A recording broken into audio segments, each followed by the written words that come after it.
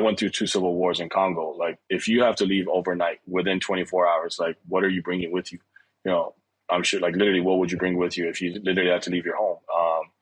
There's an array of things we can think of, but end of the day, as cliche as it may sound, if you can bring your ledgers or your private keys or anything, you bring everything with you. So at the time, obviously, it wasn't like that, when I grew up and, when I was 5 and like 10, but having grown up, yeah, I understand that today. Yeah, I was gonna say I'm gonna grab my ledger and get out of there. um, Nice. And so, we're chatting about like, remittance and currency and sort of the instability of some of the local, fiat currencies in these regions. And you've set out to build the Web3 super app of Africa, right? That's like a broad term. It sounds ambitious. What does that actually mean? Like tangibly from a product level, from a features level, what are you doing at Jambo? End of the day, super app is a super broad term. Like, well, what is actually super app? You look at it in Web2 terms, and LATAM is a Rappi, and China is a WeChat, right? So what we're trying to build, as I think some publication have put it, is the Web3 super app of Africa, building the Web3 WeChat of Africa. End of the day, a super app is a one-stop shop. It's somewhere that users can go to and honestly solve a lot of their everyday problems. In Web2, that might be paying electricity bills, booking airline tickets, storing some of your capital there, etc. Getting a social credit, on WeChat, that's doable as well. But for us, what we're doing at Jambo is we're looking at Africa as a whole, right? And how we can actually bridge and bring the best Web3 products and services to Africa. That's, if listeners, if there's anything you take away from this podcast, is what Jambo is trying to do is be the bridge between the best Web3 products and services to Africa. Now, what does that mean? It definitely does not mean in one specific niche of whether that's in gaming, play to earn or et cetera, or in finance between DeFi, yield farming, or anything else. What we're here is to be the on-rail for users in Africa to Web3. So Africa is like 1% super rich, 99% the same. There's not as much of a middle class as any other emerging market in the world. So 80% of the population, roughly is unbanked, which is insane. Obviously, we see that's exactly what crypto is here to do. So diving into a lot of the, actual applications of Jambo, at the core is a digital wallet. And around there, we have a bunch of swaps and services. You can go between fiat currency to any other cryptocurrency. But beyond that, the most important thing that we want to tell our users is think of us as a neobank in the sense that you can actually earn capital from day one before putting anything in. So that's sort of the trust and what we're trying to build in Africa. Because if you can actually gain someone's trust in the region, that's probably the most important thing to us. So from day one, what we set out to do a lot for Jambo has actually not even been around our products and services and coming into the market like, hey guys, this is a digital wallet or this is an exchange or et cetera. We're here to actually educate the market on actually what Web3 literally is before anything else. So a lot of people hear education and they think, it's very slow growth, et cetera. You take in people here and there learning about something. But at the end of the day, for us, there is no shortcutting Web3 in Africa. You have to start with education. You have to actually educate the population on what Web3 is for them to understand how they literally from their smartphone can unlock a wealth of value. So for us, literally from your smartphone, if we're talking play to earn, you can maybe play games and earn capital. Well, that sounds easy, but what you actually have to do to bring play to earn to Africa is create the end-to-end infrastructure from pre-loaded digital NFTs to onboarding and offboarding into their local fiat currency, whether that's Naira, francs, shillings, et cetera. So honestly, a lot of Jambo's functionalities and what we're trying to do in Africa is, number one, be the on-rail, and number two, make sure we can introduce the best Web3 products and services. Nice. Yeah, that's great. Educational services, I think, go across the board, regardless of region, but especially in developing regions, they're even more important and have potentially more upside in sort of value and impact that education can create. I'm curious if you could dive a bit more into what do those efforts actually look like? How are you educating people? What kind of resources are they consuming?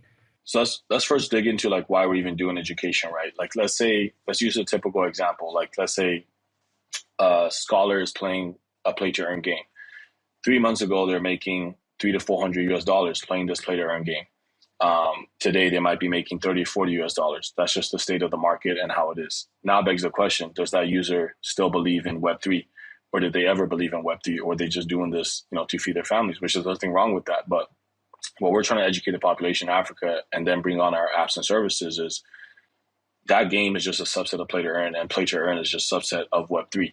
So that's where the education begins and the reason to honestly understand why we're doing this. So what does that actual look like traction-wise right now in Africa is you have to start with the young population. So what we're our ideal demographic, which is what I feel like Jambo Academy and what Jambo has been doing the most, is onboarding local internet cafes, universities, and users into our online web program, which is teaching literally from anywhere what Bitcoin is to what exchanges are, where to get crypto, what smart contracts are, and just educating them about this world of Web3. The traction is crazier than you would think.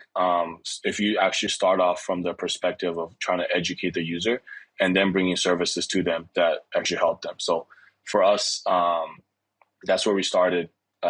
We call ourselves a Pan-African company because we're literally all across Africa. Like a lot of our investors ask us, right? Because right now we're in, say, 15 countries. A lot of our investors ask us, like, James, why are you in 15 countries in a little bit more than half a year since Jambo launched? I'm like, it's very simple. I grew up in Congo, Kinshasa. I grew up speaking French and the local dialect, Lingala. You go to Kenya, that's Swahili English, Senegal, Wolof French. It's just very different. There is no one size fits all for Africa. So you really have to build a product that's from the ground up and locally that all the users will actually understand in their local culture even, and not sort of go around that with transplant talent. So that's sort of a lot of how we've thought about bringing our products and services to the markets. Nice. That's a great point of the one size doesn't fit all, right? You have all these cultural differences and languages, all sorts of barriers that you need to get over. I'm curious, I'm imagining Jambo is this conglomerate of different factions within each of these countries, and you have sort of boots on the ground efforts, showing up at universities and clubs. Is that right? Is that accurate? You've got these groups of people in respective jurisdictions and areas, just boots on the ground efforts? No, I love the energy you put behind that as well. Yes, so literally Jambo is close to 100 people right now on the ground in Africa across 15 countries. So literally what we're doing for onboarding, you would do better painting a wall on a busy street corner in Africa than Instagram or Facebook ads. There's ways to locally market yourself, but we're not too much into that right now. What we're literally doing, as I said, local universities and cafes, internet cafes, is a lot of how we're acquiring users to learn about Web3. Literally learning is the first component that we're trying to push across Africa right now for Web3. So the way I see it, there is no competitor in Africa right now for Web3. Everyone has to work together as a whole to bring this concept to the region. It doesn't matter if you're fiat to crypto on rail. Look at where funding really has flown into Africa in the past year or two. It's around fiat to crypto on rails. There's a lot of great guys that know Farzam, Chi, etc., that are doing great things. And then if you're talking play to earn, there's also a lot of guilds and a lot of guys bringing the infrastructure to Africa. So there really is no competitor for us. It's all about how everyone can work together to bring actual Web3 adoption and this concept to Africa. And around that, there's just different categories that you're working in. Makes sense. I hope to make it out to Africa and just stroll by an internet cafe, maybe with your guidance, and just see one of these Jambo sessions going down. That'd be pretty cool. Hey visionaries, thank you for tuning in.